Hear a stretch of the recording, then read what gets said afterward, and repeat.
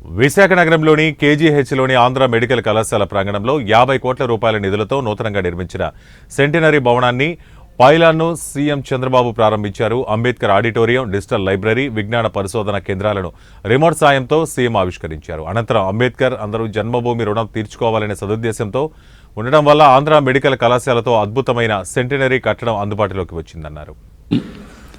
అక్కడి నుంచి నా దగ్గరికి వచ్చారు. నేను అప్పుడు కానీ ఇప్పుడు కానీ రవిరాజు గారంటే నాకు ఒక గౌరవం ఉంది. వైస్ ఛాన్సలర్గా నేను చూశాను, దగ్గరగా ఉండి చూశాను. చాలా మంచి మనసు ఉండే మనిషి, ఎప్పుడు కూడా ఏదో చేయాలని తపనుండే వ్యక్తి. ఆ రోజు నా దగ్గరికి వచ్చి చెప్పినప్పుడు మేము మ్యాచింగ్ గ్రాంట్ ఇస్తాం, లేకుంటే కొంత ఫండ్స్ మేము క్రియేట్ చేస్తాం, మీరు మ్యాచింగ్ గ్రాంట్ ఇస్తే బాగుంటుందంటే అదే జన్మభూమి స్ఫూర్తి, మీరు ముందుకు వెళ్ళండి, తప్పకుండా ఇస్తాను నేను హామీ ఇచ్చాను. అయితే గవర్నమెంటు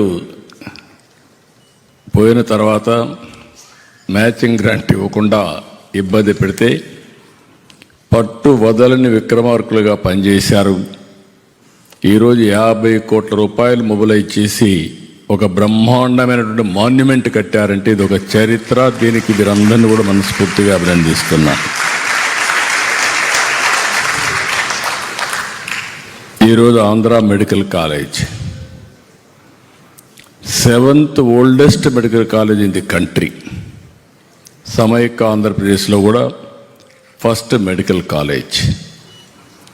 1923లో బ్రిటిష్ వారి కాలంలోని మెడికల్